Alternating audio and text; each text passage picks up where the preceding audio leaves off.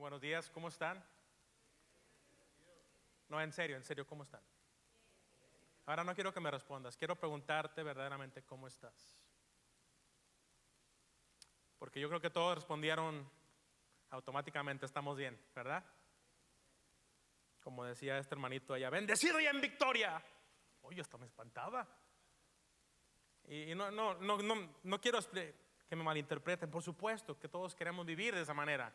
Queremos vivir en victoria, queremos experimentar. De hecho, esta serie de mensajes que vamos a iniciar el día de hoy se llama Bienaventurados. Porque yo no sé tú, pero yo quiero verdaderamente experimentar la vida bendecida que Dios quiere para mí. Pero seamos honestos, vivimos en un mundo caído, en un mundo corrompido, en un mundo donde pasan cosas malas. Y de hecho, muchos a veces se han preguntado, ¿por qué desde el momento que recibimos a Cristo como nuestro Salvador y Señor, por qué en ese momento Dios no nos llevó a su presencia? ¿Te has puesto a pensar en eso? Él nos dejó porque tenía una misión para ti y para mí, una misión para cumplir. Y el día de hoy vamos a iniciar esta serie de mensajes que va a tocar directamente los puntos más íntimos, más profundos de nuestro ser. De hecho, vamos a hablar y creo que vamos a exponer abiertamente grandes de los problemas que estamos enfrentando en nuestro mundo. Y seamos honestos, esos últimos 2 años han arrojado o han mostrado tanto lo mejor como lo peor que hay en nuestros corazones. Y si somos honestos, creo que todos venimos el día de hoy con grandes cargas o grandes problemas o quizá preocupaciones. Por eso vamos a estar hablando por 8 semanas acerca de lo que significa vivir una vida bienaventurada o bendecida. El cómo podemos tomar decisiones que transformarán nuestra vida. Y de hecho vamos a estar basándonos en el mismo sermón. Si ustedes recuerdan, en la semana pasada terminamos una serie de mensajes que estaba basada en el Padre Nuestro. Y aprendimos exactamente la manera en la que Cristo nos ha enseñado que oremos. Pero el día de hoy vamos a estar hablando ahora, vamos a estar meditando en el capítulo 5 del Evangelio de Mateo. Así es que si traes tus Biblias, quiero pedirte que abras tu Biblia en Mateo capítulo 5. O si no, también saca tu teléfono inteligente y busca tu Biblia. No Facebook, ¿verdad? Ya los conozco. Y vamos a estar hablando verdaderamente acerca de cómo vivir una vida bendecida de acuerdo a la perspectiva de Dios. Vamos a orar. Padre, te damos gracias en esta mañana, Señor, por tu presencia, por tu palabra. Y quiero rogarte en este momento, Señor, que uses a tu instrumento para poder hablar un mensaje que pueda tocar nuestros corazones y nos lleve a tomar estas decisiones que van a cambiar nuestras vidas, a ser un reflejo de lo que significa vivir una vida bendecida, bienaventurada. Padre, porque te lo pedimos en el nombre que es por sobre todo nombre, en el nombre de nuestro Señor Jesucristo, y el pueblo de Dios dice conmigo, amén. Hace muchos años, porque ya en realidad ya no recuerdo cuándo fue la última vez que fuimos, pero hace muchos años me acuerdo que nos gustaba mucho, me gustaba mucho llevar a mis hijos a un lugar que quizá ustedes lo conocen, que se llama Chuck E. Cheese. ¿Alguien sabe lo que es Chuck E. Cheese? Y pasamos, yo creo que muchas horas en este lugar y estábamos jugando, pero recuerdo muy bien que en este lugar había un juego malvado que se llamaba Whack-A-Mole. No guacamole, porque yo sé que a ustedes ya les dio hambre, ¿verdad? Pero Whack-A-Mole. Ahora, ¿en qué consistía este juego? Consistía en que tú tenías que agarrar un martillo, una especie de martillo, ibas a golpear cuando saliera un topo, tú lo golpeabas, pero lo que sucedía es que mientras lo golpeabas salían 2 por otro lado. Y luego querías golpear al otro y salían 3 de este lado, y golpeabas al otro, salían 4 de este lado. Es la locura. El punto de este juego es que nadie ganaba. Eso sí, acababas bien cansado. ¿Alguien aquí lo ha jugado? ¿Sabe de lo que estoy hablando? Bueno, de alguna manera te preguntarás, pastor, ¿por qué estás dando este ejemplo? ¿Por qué? Porque he observado que la vida, de alguna manera, esto sería como una metáfora de la vida. Quizá te vas a identificar. Tenemos un problema y nos enfocamos en resolver este problema y salen 3 acá. Y dices, ok, voy a tratar de resolver estos 3 y salen 2 por allá. Y vienes a resolver estos 2 y salen 3 por acá. Y que podemos ser honestos, la vida de alguna manera es como una especie de juego de guacamole. ¿Qué aprendiste hoy? Pues no sé, pero aprendí de este juego de guacamole que hay que pegarle, hay que golpear. Entonces yo creo que todos de alguna manera podemos sentirnos identificados con esto. ¿Y por qué estamos hablando de esto? Porque todos tenemos que enfrentar las consecuencias de nuestro mismo pecado. Todos tenemos que enfrentar las consecuencias de nuestras acciones. Y la palabra de Dios en realidad nos enseña que este juego de alguna manera del pecado parecería ser algo interminable. Y yo quisiera nada más a manera de hacer una especie de, para dar una ilustración, quisiera que hiciéramos una especie de encuesta, pero quiero que sean honestos conmigo, ¿ok? Es tiempo de confesión. ¿Podemos ser honestos? Pastor, ¿qué nos va a preguntar, verdad? Pregunta: ¿alguna vez te has quedado despierto hasta muy tarde cuando sabías que tenías que irte a dormir? Pecadores todos ustedes. ¿Alguna vez has comido o bebido más calorías de las que tú sabías que tu cuerpo no necesitaba? ¿Alguna vez sientes que deberías o has sentido que deberías hacer ejercicio pero no lo has hecho? Eso ya no nos gustó, ¿verdad, pastor? ¿Por qué nos está haciendo esto? ¿Alguna vez te ha pasado que sabes lo que tienes que hacer, lo que es correcto, pero no lo haces? Dices, que lo haga alguien más. ¿Alguna vez sabías que algo que estabas haciendo estaba mal, pero como quiera lo hiciste? ¿O alguna vez supiste que deberías ser alguien desinteresado, pero sin embargo optaste por ser egoísta? ¿O alguna vez has tratado de controlar a alguien o a algo cuando te has dado cuenta que son incontrolables? ¿Alguien? Bueno, si te has identificado con alguna de estas cosas, te quiero dar la bienvenida a la raza humana. No estás loco, eres alguien normal. Has venido de hecho a la iglesia correcta. Incluso, fíjate bien, el apóstol Pablo, quien después del Señor Jesucristo podríamos decir que fue el cristiano más piadoso, él tuvo, hermano, escúchame bien, tuvo esta clase de luchas. Y quiero que observes lo que él dijo en Romanos capítulo 7. Él dijo esas palabras. Pablo está escribiendo, no entiendo lo que me pasa. Alguien podrá decir, ya no siga, pastor, ahí estoy yo. No entiendo lo que me pasa, pues hago lo que quiero. No hago lo que quiero, perdón. Tengo que leerlo bien, ¿verdad? Pues no hago lo que quiero, sino lo que aborrezco. Ahora bien, si hago lo que no quiero, estoy de acuerdo que la ley es buena. Pero en ese caso, ya no soy yo quien lo lleva a cabo, sino el pecado que habita en mí. Yo sé que en mí, es decir, en mi naturaleza pecaminosa, otras traducciones dirían en mi carne, nada bueno habita. Aunque deseo hacer lo bueno, no soy capaz de hacerlo. Vamos a ser bien honestos. Alguien podrá decir, pastor, acaba de leer mi diario. De veras, pastor, quiero echarle ganas, quiero hacer esto, quiero hacer lo otro, pero no puedo.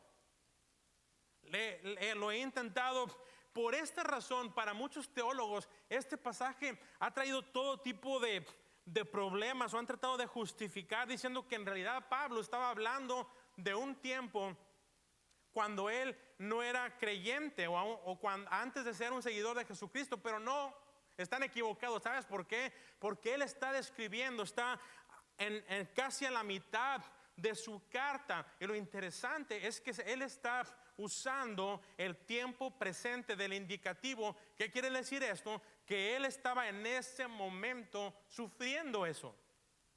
Él estaba diciendo, estoy viviendo esto mientras escribo este preciso párrafo. Y seamos honestos, si tú tuvieras que escribir una carta ahora y tú pudieras ser transparente, hay muchas cosas que el día de hoy tendrías que decir, esto es lo que me está pasando. Ahora, ¿están listos para otro ejercicio? No, me encanta, hoy viene para que hiciéramos ejercicios. Ahora vamos a hacer un pequeño inventario. Ahí en tus notas del mensaje, en la parte de arriba, hay un pequeño inventario. Yo quiero pedirte que brevemente, en 2 minutos, circules cualquiera de las áreas de lucha con la que tú pudieras identificarte. Tal vez sea estrés, temor, eres adicto al trabajo, atracciones, adicciones, remordimientos, dietas, preocupaciones, malos hábitos, enojo, deshonestidad, necesidad de control, finanzas, problemas con tus relaciones, recuerdos dolorosos, perfeccionismo, resentimiento, pensamientos compulsivos, etcétera. Quizá dirán, no, ya ando más deprimido. Pastor, ¿no tendrá más? Ya circulé todas, no tendrá más. Déjame decirte algo, si has circulado alguna de estas áreas, quiero que me voltees a ver, estás en la iglesia correcta. Este es el lugar para gente que quiere cambiar, para gente que quiere crecer. De hecho, déjame decirte algo, si tú eres perfecto o perfecta, te quiero rogar que vayas a otra iglesia. Pastor, ¿cómo dice eso? Claro, porque ese es un lugar para gente que no es perfecta. Al menos que te llames perfecto, pues te vamos a dar chance que te quedes aquí. Ahora, quizá te preguntarás, ok, pastor, ya vamos a ponernos serios. ¿Cuál es la causa de mis problemas? ¿Cuál es la causa de todos estos problemas? Bueno, la causa es muy simple. Tu mayor problema es el siguiente, es que estás tratando o estás jugando a ser Dios. Estás jugando a ser Dios. Cada vez que tú actúas como si fueras Dios, tomas tus propias decisiones en vez de hacer lo que Dios quiere que hagas. Bueno, como consecuencia, esto va a traer serios problemas en tu vida, en tu matrimonio, en tu familia, en la iglesia. Estás pretendiendo, y fíjate bien, pretendiendo o pretender ser como Dios, en realidad es la más vieja de las tentaciones. ¿Te acuerdas en el libro de Génesis cuando viene la serpiente y tienta a Eva? O de alguna manera son tentados Adán y Eva en el huerto del Edén, y esta era la tentación. Y les decía, si comes de este fruto serás como ¿quién? Como Dios. Seamos honestos, ¿quién no quiere ser como Dios? Es interesante que Satanás nunca te tienta para que seas como él. Si hiciéramos una encuesta, ¿quién quisiera ser como el diablo? Así como sale en el juego de la lotería, ¿verdad? Con la cola y el cincho, ¿se llama? Tridente. Cincho, no sé ni qué estoy diciendo. Estoy inventando palabras, gloria a Dios. Pero se ve feo, es el punto, ¿verdad? Y yo creo que muchas veces tenemos esa idea de pensar, y Él nunca te va a decir quiero que seas como yo. Lo que Satanás desde el principio se ha encargado, quiere que de alguna manera pretendamos ser Dios. De hecho, hay un movimiento el día de hoy que se llama el movimiento de la nueva era. ¿Cuál es el fundamento? Tú lo puedes buscar por internet o ahí en Google o en YouTube. Pero el punto central del movimiento de la nueva era es esto: tú eres Dios. Tú eres Dios. Tú estás en control de tu vida. Tú eres digno de adoración. De hecho, hace muchas décadas hubo un personaje histórico que se llamaba Aleister Crowley. Él se autodenominaba a sí mismo la bestia. Él escribió un libro que se llamaba en inglés The Book of the Law, el libro de la ley. Y el fundamento, la tesis principal de este libro era esto: haz lo que quieras, este es el libro de la ley. Y miren, tal vez no sabías esto, pero él fue el autor intelectual de un movimiento que en su tiempo influenció a grupos como The Beatles o como The Rolling Stones. Y él decía cosas como la siguiente: dame una generación de jóvenes a quien yo pueda influenciar esta ideología y trastornaré el mundo. Y créemelo, lo ha hecho. Y la base de su filosofía era muy sencilla: haz lo que quieras, lo que te plazca, lo que se te antoje. Ese es el libro de la ley. No es de extrañarnos que fue un tiempo también cuando personajes como Adolfo Hitler, él hizo lo que a él le parecía que era correcto, pero como resultado él exterminó a más de 6 millones de judíos. Por lo tanto, tenemos que recordar esto: el más antiguo de los pecados se origina por nuestro orgullo, por el pretender ser Dios. De hecho, es interesante que el profeta Ezequiel, en su libro, él enfatiza esto cuando se refiere al rey de Tiro y lo define de esta manera. Escucha la palabra de Dios en Ezequiel capítulo 28. Y dice la palabra de Dios lo siguiente en Ezequiel 28, versículo 2. Dice: en la intimidad de tu arrogancia dijiste, yo soy un Dios. Ese era un rey. Me encuentro en alta mar sentado en un trono de dioses, pero tú no eres un Dios, aunque te creas que lo eres.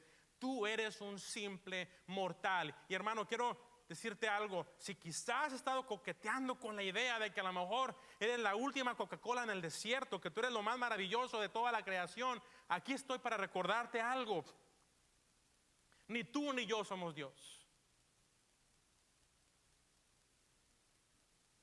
¿Cuándo piensas que eres más sabio que Dios?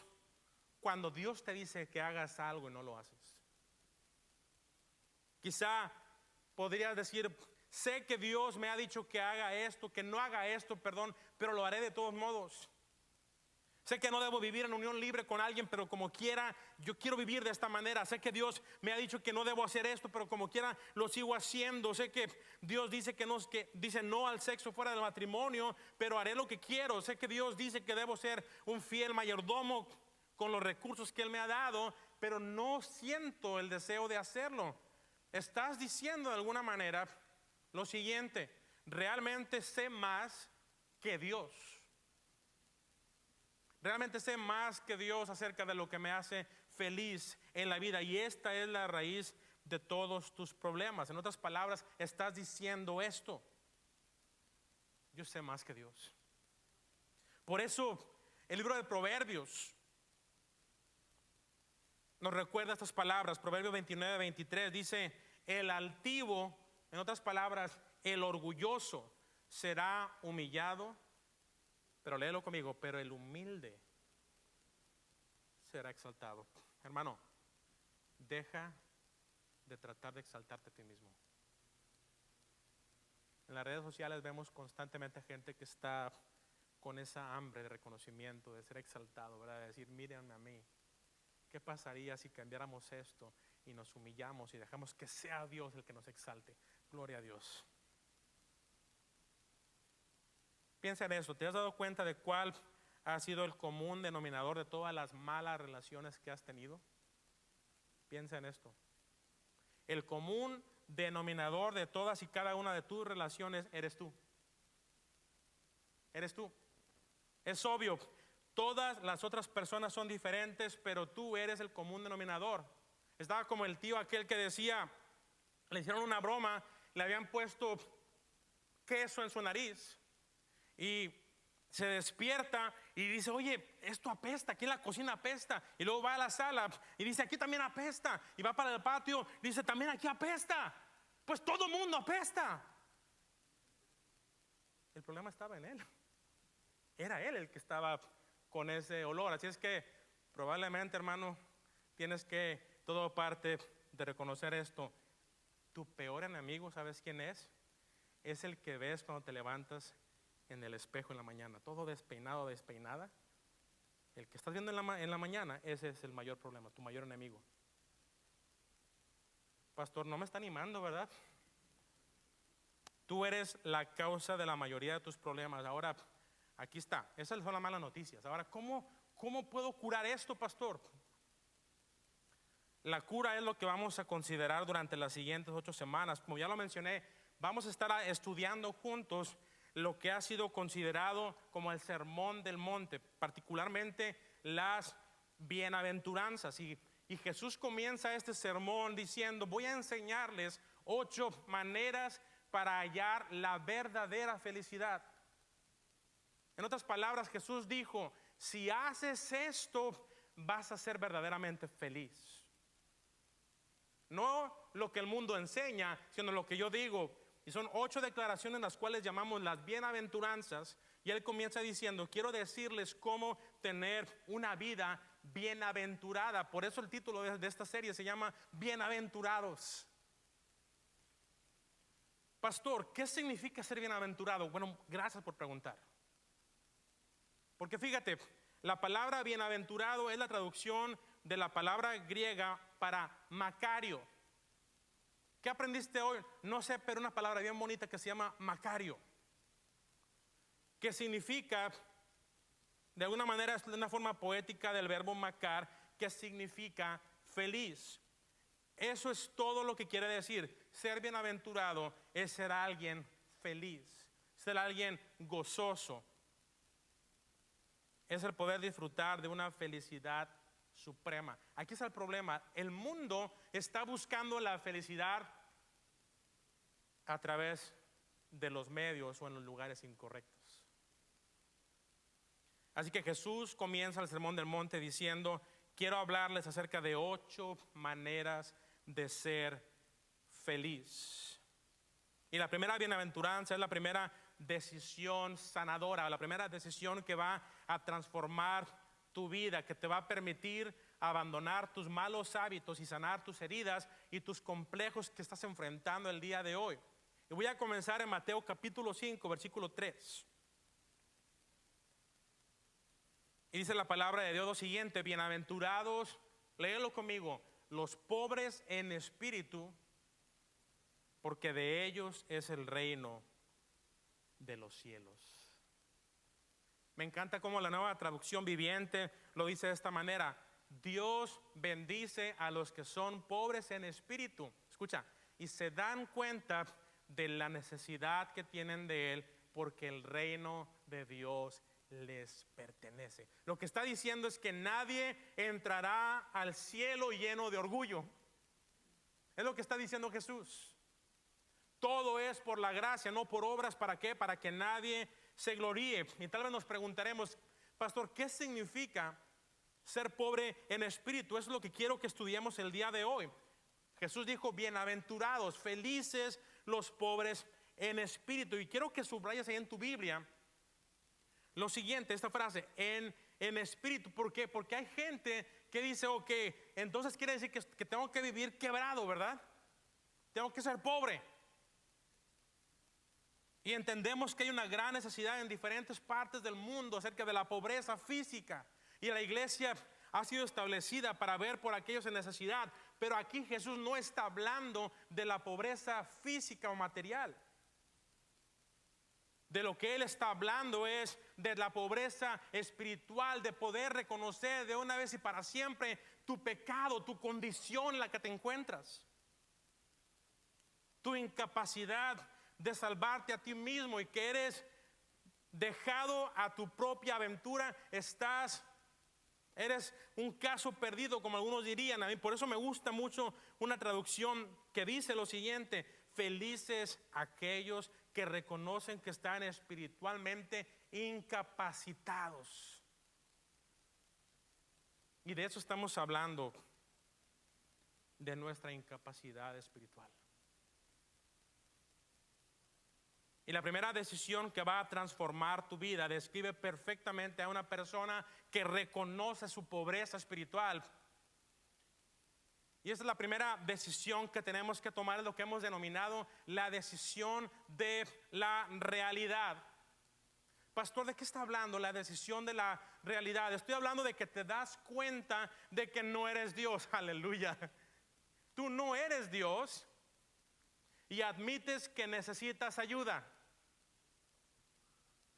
Y aquí está la primera decisión y quiero leerla. Esta es la decisión. Admito que soy incapaz de controlar mi tendencia a hacer lo malo y que mi vida es incontrolable. Para reconocer esto, hermano, se requiere mucha humildad.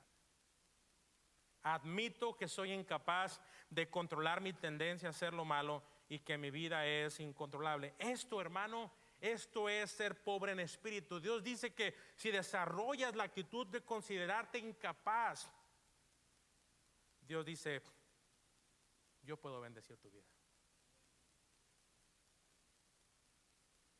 Si reconoces que necesitas ayuda y que no puedes controlar todos los detalles de tu vida, serás bienaventurado. ¿Me están escuchando?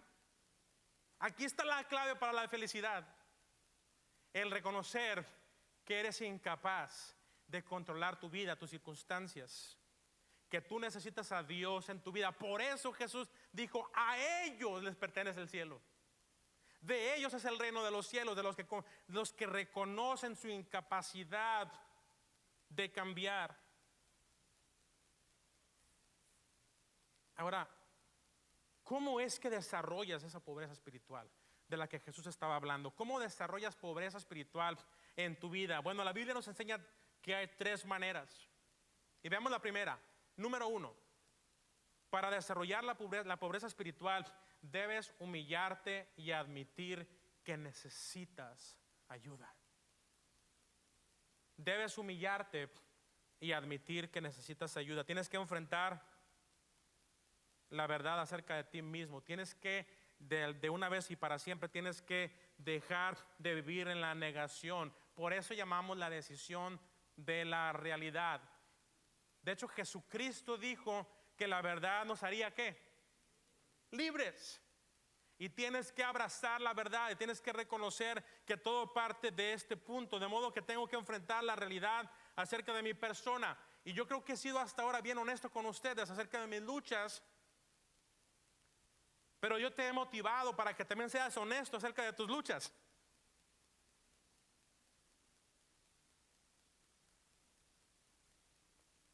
Y la verdad acerca de nuestra realidad, yo creo que muchas veces no nos gusta, ¿verdad?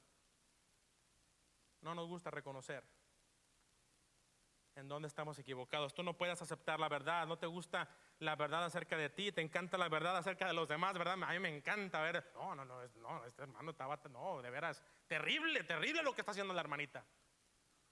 Pero no hables de mí. No lo toleras, lo evitas, lo disfrazas. Vives una vida de hipocresía. Por eso, hermanos, seamos honestos. El mundo a veces ha definido correctamente las iglesias, que está llena de hipócritas. Pero eso es lo que he aprendido. Siempre hay lugar para uno más. Y el problema es que muchas veces esa verdad te causa dolor y eso te lleva a vivir de una manera superficial. Te sientes mucho más seguro si no tienes que enfrentar la realidad acerca de tu persona. Y aunque la verdad te hace libre, primero hace que te sientas miserable cuando te das cuenta de todas las áreas en las que necesitas cambio en tu vida. Y voy a ser bien honesto, yo he sido pastor por casi 20 años y todavía hasta el día de ayer todavía me doy cuenta de mi realidad, de lo mucho que me falta cambiar, de lo mucho que tengo que aprender acerca de cómo ser más como Cristo. Por eso Santiago habla directamente acerca del orgullo y, como dicen, habla y va directamente a la yugular, ¿verdad? Porque eso es lo que él dice, Santiago 4:6, dice estas palabras: Dios se opone a los orgullosos, pero da gracia a los humildes. Dios se opone a los orgullosos, pero da gracia a los humildes. Pastor, ¿qué es la gracia? La gracia es el poder que necesitas para cambiar.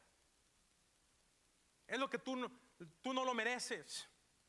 Es el poder que necesitas para ser transformado. Y voy a ser bien honesto contigo: en las próximas semanas vas a ser testigos de cambios radicales que necesitas tener en tu vida, porque esto urgentemente está afectando tu salud, tu familia, a tu iglesia. Pero este cambio nunca va a ocurrir solamente por tener la fuerza de voluntad. Aquí es donde los psicólogos están equivocados. No es suficiente con tener fuerza de voluntad. Quiero que tú me digas, ¿ha sido suficiente para ti? ¿Cómo cantaba la Lupe D'Alessio? Hoy voy a cambiar. Ahora, por la gracia de Dios, es una creyente. Y si tú escuchas su historia, no fue a través de esa canción que cambió. Fue a través de fracasos, a través de morder el polvo, a través de la humillación, que encontró la gracia de Cristo y que reconoció esto. Ahora, ¿cómo es que se consigue la gracia? Nuevamente lo acabo de leer: Dios se opone a los orgullosos, pero da gracia a los humildes. Todo comienza ahí. El reconocer que necesitas ayuda. El reconocer que sin la gracia de Dios no puedes. Por eso Dios dice que Él se opone a los orgullosos. Por eso Él no puede hacer nada en tu vida. No va a haber nada en tu vida. No va a suceder nada hasta que llegues al punto de reconocer y decir: Dios, te necesito. Por eso se requiere ser pobre en espíritu. Lo primero que tienes que hacer es humillarte, es admitir que no eres autosuficiente. Y voy a ser bien honesto contigo: hubo mucho tiempo en mi vida que yo pensaba que era muy inteligente. Y yo pensaba que mi inteligencia de alguna manera me permitía estar en otro nivel, y Dios tuvo que venir a enseñarme: ¿sabes qué? Mira, esa inteligencia número 1 te la di yo, no la creaste tú. Pero si vamos a jugar a eso, a ver de quién gana aquí, vamos a ver a cómo nos toca. Y yo tuve que ser humillado. Yo tuve que entender que verdaderamente el conocimiento solamente sirve muchas veces en el lugar incorrecto. Sirve para la vanagloria personal, para exaltarte, para creerte que eres superior a los demás. Y Cristo nos ha recordado vez tras vez que el reino de Dios no es cuestión de palabrería, sino de poder. Entonces tú puedes ser elocuente, puedes ser el mejor maestro, puedes ser el mejor predicador, pero si no tienes pobreza espiritual, de nada te va a servir. Así es que debes admitir humildemente que necesitas ayuda. En segundo lugar, número 2, también necesitas pedirle ayuda a Dios con humildad. Primero admites que necesitas ayuda y luego se la pides a Dios. Pasas de la confesión, en otras palabras, admitir que necesitas ayuda, a la petición. Ahora estás diciendo: Dios, reconozco que necesito ayuda. Ahora quiero pedirte humildemente que me ayudes. Y por eso el apóstol Pablo expone este concepto en la segunda carta a los Corintios, capítulo 1, versículo 9. Y él estaba atravesando por momentos difíciles. Y él dijo estas palabras en 2 Corintios 1:9. Dijo: nos sentíamos como sentenciados a muerte, pero eso sucedió para que no, léelo conmigo, para que no confiáramos en nosotros mismos, sino en Dios. Probablemente el día de hoy estás rogándole a Dios que cambie esa circunstancia en tu vida, y Dios te dice: no la voy a quitar hasta que dejes de confiar en eso, hasta que lo dejes ir, y entonces aprendas a confiar en mí. Y dijo, sino en Dios que resucita a los muertos. Algunos expertos coinciden que Pablo estaba luchando con depresión, estaba desanimado, estaba quizá considerando el darse por vencido, el rendirse, pero en ese punto él dice, eso es un testimonio para la iglesia, eso sucedió para que no confiáramos en nosotros mismos. Y hermano, amigo, nuestro mayor problema que estamos enfrentando es que todavía hay algo dentro de nuestras tripas o nuestras entrañas adentro, todavía que nos lleva a querer confiar en nosotros mismos. Pero ese es el primer paso: reconocer que eres pobre en espíritu, que no tienes el poder para cambiar, como dice Pablo, sino solo en Dios. Y él dice, Dios es quien resucita a los muertos. ¿Qué quiere decir esto? Que si Dios puede resucitar a los muertos, ningún problema que estés enfrentando el día de hoy es imposible para Él. Hay gente que me ha preguntado, pastor, ¿Dios sigue haciendo milagros el día de hoy? Por supuesto que sí. El asunto es que a veces queremos que caigan estrellas del cielo, ¿verdad? Queremos que el cielo se ponga de colores, no sé, o que se nos aparezca un ángel. Hermano, el hecho de que tú estés vivo el día de hoy es uno de los más grandes milagros. Ni la ciencia misma puede negar la realidad de la existencia de Dios. Por eso la Biblia nos dice que la naturaleza es evidencia, vale, suficiente para demostrar la existencia de nuestro Dios.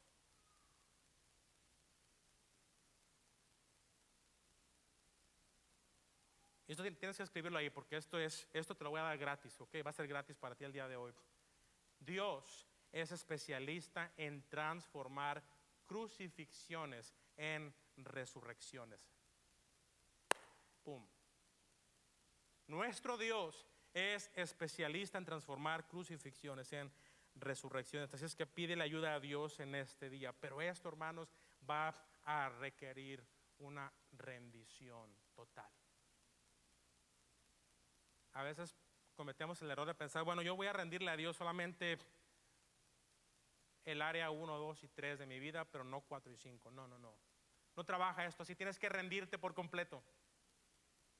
Tienes que decirle a Dios, cuando quieras, como quieras, a donde quieras.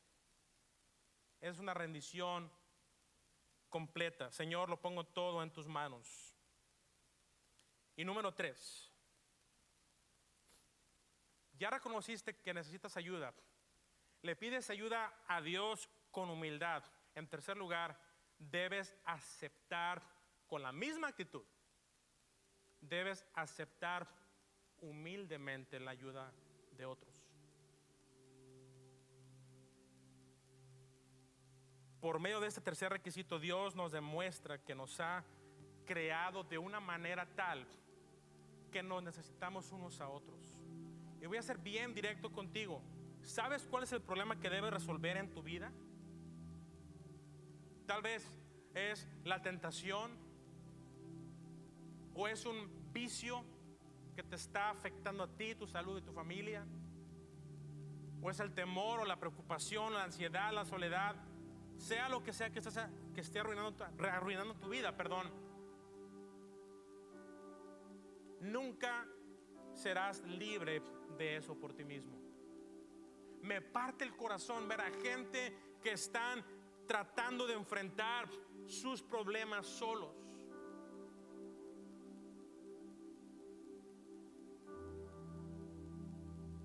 Ahora, ¿por qué deberías hacer eso? ¿Por qué deberías pedir ayuda de otras personas? Porque eso te ayuda a ser humilde. Por eso dice Eclesiastés 4, 9 y 10 lo siguiente: más valen dos que uno. Eso se llama comunidad, vivir en comunidad. Más valen dos que uno, porque obtienen más fruto de su esfuerzo. Si caen, el uno levanta el otro. Eso se llama una recuperación, restauración. Ay del que cae y no tiene quien lo levante. Por eso, hermanos, es tan importante que seas parte de un grupo de vida. Pastor, es que estoy muy ocupado, es que usted no sabe mis ocupaciones. Yo entiendo, no quiero ser insensible a esto, pero lo que está en juego, lo repito, lo que está en juego es tu restauración. No sabes lo poderoso que es el tener gente que quizá en un grupo puedas decir: hermanos, no estoy bien, y que vengan contigo, que te abracen, que oren por ti, que te manden un texto durante la semana. Es maravilloso. Es maravilloso cuando eres parte de una comunidad. Es interesante que aún Job nos recuerda que hasta los incrédulos también se pueden beneficiar de un amigo. Fíjense lo que él dice en Job 6:14. Dice: cuando las personas desesperadas renuncian a Dios Todopoderoso, aquellos que se apartan de Dios, aquellos que están lejos de Dios, al menos, escucha esto, sus amigos deben quedarse con ellos. Dios lo dice: puse a la gente en la tierra para que se ayuden unos a otros. Incluso cuando en medio de una tragedia alguien diga: yo no creo en Dios, estoy enojado, furioso, frustrado, ahora esa persona merece la ayuda de un amigo que lo aliente. Y voy a ser bien honesto, no es suficiente nada más con venir a la iglesia, el cantar, escuchar un sermón. Tú necesitas vivir en comunidad. No tiene que ser perfecto. Cada grupo va a tener su personalidad, va a tener su manera. Es como si tú asistieras a un banquete una semana y solamente un día, y no comieras el resto de la semana. ¿Cómo te sentirías? ¿Qué le pasaría a tu sistema digestivo? Sería un problema muy grande. Tú necesitas alimentarte todos los días, ¿verdad? Pero cuando tú te sientas a estudiar la palabra de Dios con 3 o 4 personas, ya sea en tu casa, en un café, en la oficina, abres la palabra de Dios y recibes el poder. De ahí, hermano, viene el poder para vivir, para transformar, para ser transformado. Por eso Santiago dice estas palabras. Él nos recuerda nuevamente acerca de la importancia de confesarnos unos a otros nuestros pecados. Ya hemos hablado de esto, pero él dice: por eso cuídense, confiésense unos a otros sus pecados y oren unos por otros. ¿Para qué? Léelo conmigo. Para que sean sanados. La oración del justo es poderosa y eficaz. Ahora termino con esto, bien rápido. He identificado que hay 3 temores que Satanás siempre va a usar para que tú te quedes estancado. Y solamente te lo voy a dar. El primero es el temor a tus propias emociones. Quizá tú has dicho: yo no, a veces tengo miedo de perder la cabeza. O a veces pienso que me voy a volver loco. Tienes que entender 2 cosas. Primero, todos los seres humanos han tenido ese temor. Todos. Así es que no eres un caso especial. Número 2, solamente la gente cuerda tiene esta clase de miedos. Así es que respira tranquilo. Eres parte de la raza humana. Hay un segundo temor que Satanás usa para que sigas esclavizado al pecado, y es el temor a las reacciones de otras personas. ¿Pero qué van a decir? Tengo miedo de ser sincero porque me van a rechazar y eso no me gusta, me van a criticar, me van a condenar. ¿Sabes lo que he observado? Cuando tú tienes la libertad de reconocer tus luchas, lo que yo he observado es que eso, lejos de alejar a la gente, eso te acerca a la gente. Va a acercar gente que quiera ayudarte. Gente que te digan: oye, ¿sabes una cosa? Yo tenía miedo de compartirlo, pero ahora sé que somos 2 los que estamos luchando con lo mismo. Y número 3, el temor a ser sincero. La gente tiene miedo de ser sincera porque piensa que la sinceridad es inútil. ¿Qué diferencia va a hacer, pastor? ¿Acaso vale la pena ¿Por qué contarles a los demás mis problemas personales? Ya lo hice antes y no resultó. Tenemos que recordar, cambiar esa mentalidad. Cuando Santiago nos recuerda estas palabras, confiesen sus faltas unos a otros. ¿Para qué? Para que sean sanados. Aquí está la primera decisión de la realidad. Y lo que está en juego es tu sanidad. Reconozco que soy incapaz de cambiar esa tendencia a hacer lo malo. Y necesito la gracia de Dios. Y por eso, hermanos, el día de hoy vamos a prepararnos para participar juntos de la cena del Señor. Y no hay mejor manera de terminar este servicio que poniéndonos a cuentas con Dios.